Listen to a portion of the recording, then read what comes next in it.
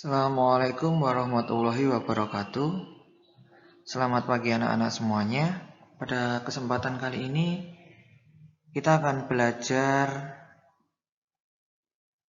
tema 1 selamatkan makhluk hidup kelas 6. Subtema 1 tumbuhan sahabatku pembelajaran yang ke-1 khususnya untuk muatan pelajaran bahasa Indonesia.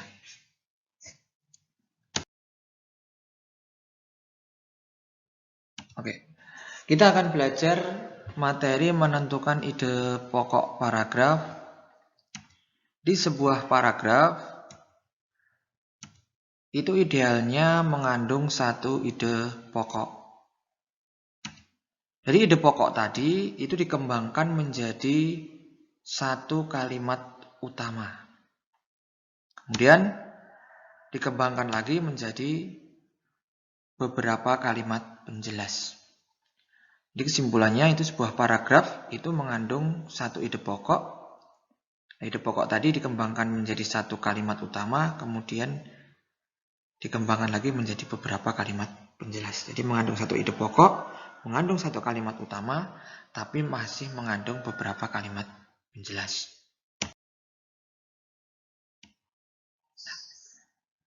Apa itu ide pokok paragraf? Ide pokok paragraf adalah gagasan yang menjadi inti pengembangan atau pembahasan dalam sebuah paragraf. Itu supaya kita tahu apa yang menjadi gagasan yang menjadi inti pengembangan atau pembahasan paragraf tadi, kita harus membaca paragraf tersebut terlebih dahulu secara keseluruhan, supaya kita dapat memaknainya. Sebuah paragraf yang baik itu idealnya mengandung satu buah ide pokok. Jadi kalau kita disuruh membuat sebuah paragraf, itu jangan mengandung lebih dari satu buah ide pokok dalam sebuah paragraf tadi. Itu yang baik ya. Nah, di manakah letak ide pokok itu? Ide pokok itu terletak di awal, di akhir, atau bisa juga di awal dan di akhir paragraf, tergantung letak kalimat utamanya. Jadi kita nanti bisa melihatnya setelah kita membaca semua isi dari paragraf tadi.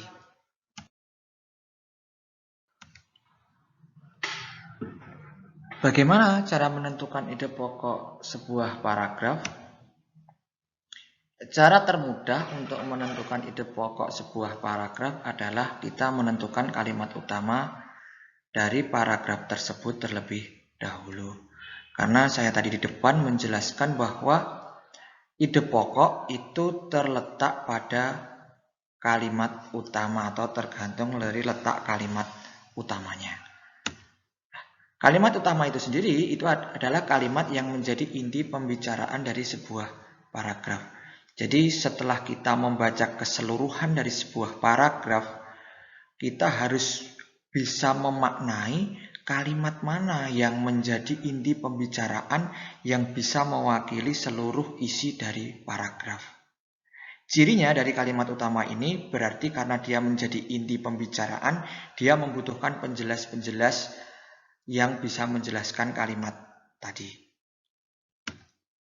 Kalimat utama itu pada umumnya terletak di awal, di akhir, atau di awal dan di akhir paragraf. Tapi tidak menutup kemungkinan terletak di tengah paragraf. Jadi untuk tingkat sekolah dasar itu biasanya terletak di awal atau di akhir. Kalau terletak di awal itu namanya paragraf deduktif. Kalau terletak di akhir paragraf kalimat utamanya berarti itu namanya paragraf induktif. Tapi ingat, tidak menutup kemungkinan kalimat utama itu terletak di tengah paragraf. Yang perlu anak-anak pahami atau ketahui, yang anak-anak pegang adalah bahwa kalimat utama itu nanti adalah kalimat yang menjadi inti pembicaraan yang bisa mewakili intisari atau pembicaraan dari paragraf tadi. Jadi kalimat mana yang bisa mewakili seluruh isi paragraf itu yang menjadi kalimat utama. Jadi kita misalkan menemukan sebuah paragraf yang kalimat utamanya terletak di tengah, kita tidak terjebak kalau sudah bisa memaknai bahwa kalimat utama itu kalimat yang menjadi inti utama pembicaraan dari paragraf tersebut.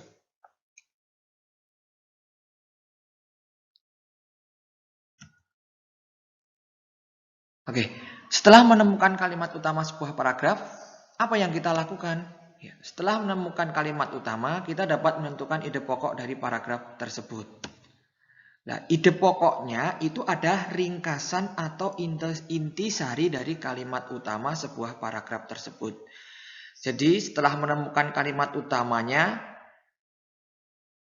dari paragraf yang kita baca, kita menentukan ide pokoknya adalah meringkas dari kalimat utama tadi. Tidak harus sama dengan kalimat utama, tapi maknanya jangan berbeda dengan kalimat utama dari paragraf yang kita baca tadi. Itu. Jadi jangan berbeda meskipun itu meringkas, tapi intinya tetap sama dengan kalimat utama. Cuman kalimatnya lebih ringkas gitu.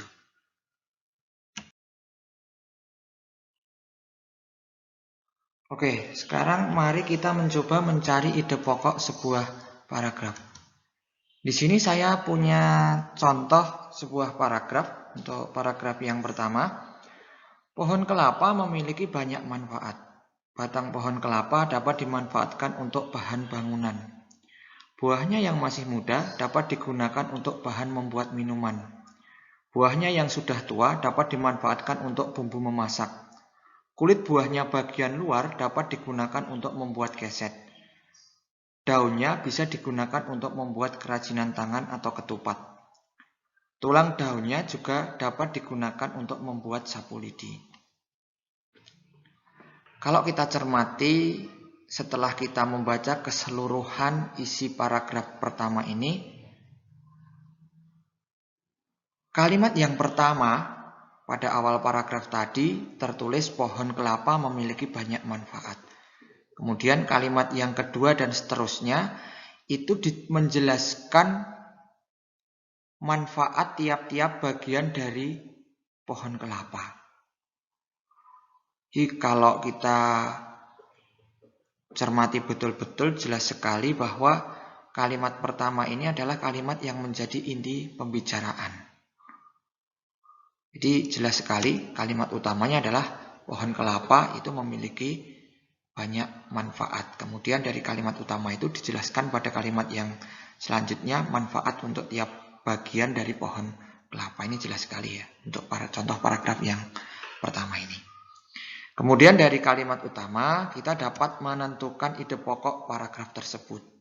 Ide pokok itu tidak harus sama bahasanya dengan kalimat utama. Kita dapat meringkasnya tadi seperti sudah saya jelaskan di depan.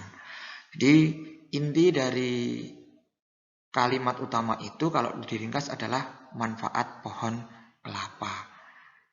Jadi jelas sekali di situ ide pokoknya adalah manfaat pohon kelapa ya.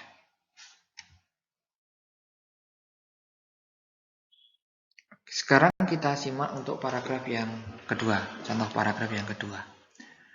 Tumbuhan dapat berkembang biak secara generatif. Salah satu ciri tumbuhan yang dapat berkembang biak secara generatif adalah mempunyai bunga. Pada bunga terdapat alat kelamin jantan yang disebut benang sari dan alat kelamin betina yang disebut putik. Selain secara generatif, tumbuhan ada juga yang dapat berkembang biak secara vegetatif. Perkembangbiakan secara vegetatif dapat terjadi secara alami atau buatan. Perkembangbiakan secara vegetatif alami dapat terjadi melalui tunas, umbi batang, umbi lapis, umbi akar, akar tinggal, gerage, spora, dan membelah diri. Perkembangbiakan secara vegetatif buatan dapat dilakukan melalui stek, mencangkok, menyambung, menempel, dan kultur jaringan. Jadi, secara garis besar, tumbuhan dapat berkembang biak melalui generatif atau vegetatif. Dari contoh paragraf yang kedua ini, kalau kita cermati betul-betul, pada kalimat pertama hingga kalimat ke-3 ketiga itu dijelaskan cara perkembangbiakan tumbuhan secara generatif. Kemudian pada kalimat yang selanjutnya, yaitu kalimat keempat sampai kalimat ketujuh, itu dijelaskan perkembangbiakan tumbuhan secara vegetatif. Kemudian pada kalimat yang terakhir, yaitu kalimat ke-8 pada akhir paragraf, itu ditarik sebuah kesimpulan bahwa secara garis besar itu tumbuhan dapat berkembang biak melalui generatif atau vegetatif. Karena pada akhir paragraf itu merupakan sebuah kesimpulan, jadi secara nyata terlihat jelas bahwa ini merupakan paragraf induktif. Artinya kalimat utamanya adalah yang terletak di akhir paragraf tadi. Karena pada akhir paragraf kalimat yang berbunyi, jadi secara garis besar tumbuhan dapat berkembang biak melalui generatif atau vegetatif ini adalah sebuah kesimpulan yang bisa mewakili dari seluruh isi paragraf. Karena bisa mewakili dari seluruh isi paragraf, jadi kalimat yang terletak di akhir paragraf ini adalah kalimat utama. Dari kalimat utama ini kita dapat menentukan ide pokoknya. Ide pokok yang menjadi